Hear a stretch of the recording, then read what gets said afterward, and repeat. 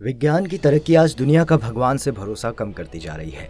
धर्मशास्त्रों को काल्पनिक कहकर उनके अस्तित्व पर सवाल उठाए जाते हैं। लेकिन जब नासा ने भगवान राम की कुंडली को अपने सॉफ्टवेयर में डालकर देखा तो उनके होश उड़ गए। नासा दुनिया की सबसे बड़ी स्पेस एजेंसी है, जिनकी रिसर्च पूरी दुनिया में पत्थर की लकीर मानी जाती है। जब नासा ने अपने प्लेनेटेरियम सॉफ्टवेयर में प्रभु श्री राम की कुंडली डाली तो उनके पैरों तले से जमीन ही खिसक गई। कुंडली को सॉफ्टवेयर में डालने के बाद उन्हें कुछ ऐसे खास ग्रहों और नक्षत्रों का संयोग देखने को मिला जिससे उन्हें भगवान श्री राम के अस्तित्व को स्वीकारना पड़ा। वो ये बात मानने पर मजबूर हो गए कि श्री राम का जन्म इस पृथ्वी पर हुआ था।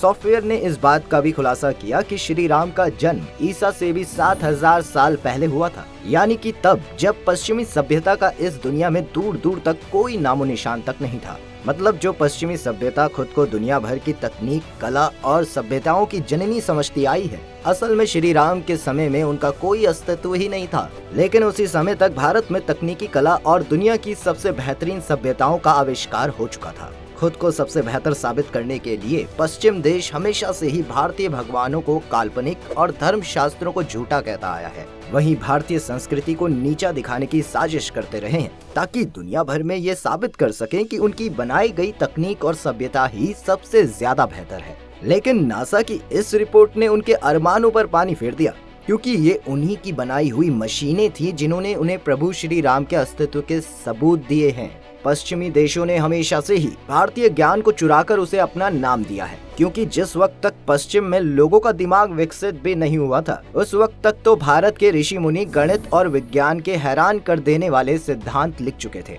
भारत की सभ्यता पश्चिम सभ्यता के उदय से भी हजारों साल पहले ही विकसित हो चुकी थी और अब ये खुद नासा की रिपोर्ट में भी साबित हो चुकी है। श्री राम के अस्तित्व को स्वीकारने के साथ साथ नासा ने राम सेतु के असली होने की भी बात को भी स्वीकार कर लिया है। सिर्फ विदेशी ताकतें ही नहीं, हमारे देश के भी कुछ लोग प्रभु श्री राम के बनाए सेतु पर सवाल खड़े करते रहे हैं।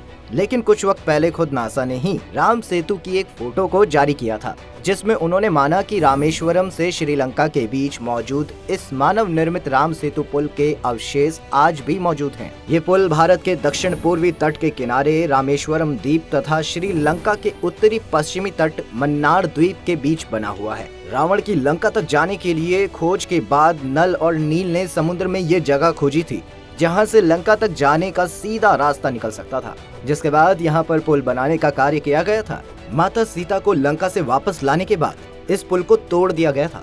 बता दें कि भारत में जिस स्थान से राम सेतु शुरू होता है उसे धनुषकोडी नाम दिया गया है। धनुषकोडी नाम इस जगह का इसलिए पड़ा क्योंकि नल नील द्वारा बनाया गया ये पुल धनुष के आकार का था। इस पुल को बनाने के लिए जिस विशेष पत्थर का इस्तेमाल किया गया था उसका नाम प्यूमाइस स्टोन है। इस पत्थर की खास बात यह है कि ये कभी भी डूबता नहीं है। रामेश्वरम में आई सुनामी के बाद ऐसे कई सारे पत्थर समुद्र के किनारे देखे गए थे।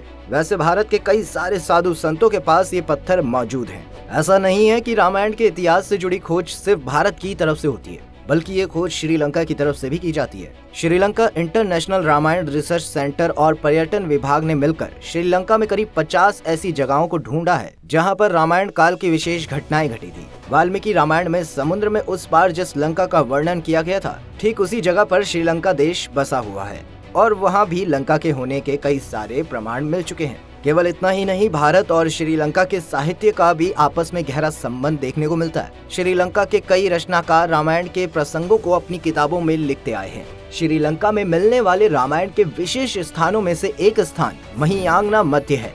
ये रावण का हवाई अड्डा था। पुष्पक विमान में जब रावण माता सीता का हरण करके लाया था तो विमान को उसने इसी स्थान पर उतारा था। Sri Lanka international Ramayana research centre का तो ये भी मानना है कि रावण के एक नहीं बल्कि 4 हवाई अड्डे थे, जिसमें से पहला है उसान गौड़ा, दूसरा है गुरुलोपोथा, तीसरा है तोतुपोला कंदा और चौथा है वारिया पोला। इस रिसर्च सेंटर के अनुसार जब हनुमान जी ने लंका दहन किया था तब उसान गौड़ा हवाई अड्डा पूरी तरह जलकर बर्बाद हो गया था। इतना ही नहीं, श्रीलंका में साती एरिया नाम की भी एक जगह है। माना जाता है कि यही वो जगह है जहां रावण ने माता सीता को बंदी बनाकर रखा था, जिसे रामायण में अशोक वाटिका का नाम दिया गया है। सिर्फ इतना ही नहीं, यहाँ पर मौजूद पत्थरों और पहाड़ों पर भगवान हनुमान के विशालकाय पैरों के निशान भी देखने को मिलते हैं। इन चिन्हों की जब कार्बन डेटिंग की गई तो ये पता चला कि ये लगभग 7000 साल पुरानी है। इस स्थान पर देवी सीता का मंदिर भी बनाया गया है, जिसमें सिर्फ देवी सीता की ही नहीं बल्कि श्री राम, लक्ष्मण और हनुमान जी की मूर्तियों को स्थापित किया गया है। रिसर्च में इस मंदिर की उम्र 5000 साल बताई गई थी। तो मित्रों, श्री राम के अस्तित्व से जुड़ी वीडियो आपको ये कैसी लगी हमें कमेंट करके जरूर बताइएगा। वीडियो को लाइक करिएगा, ज्यादा से ज्यादा शेयर करिएगा ताकि आपके साथ साथ और लोगों को भी इन सब बातों की जानकारी हो सके। फिलहाल के लिए बस इतना ही, और अगर आप इस चैनल पर नए हैं तो जल्दी से चैनल को फॉलो कर लीजिएगा। मिलेंगे आपसे एक और नई अनोखी और अद्भुत कहानी के साथ, तब तक के लिए अपना ख्याल रखिएगा। जय श्री राम।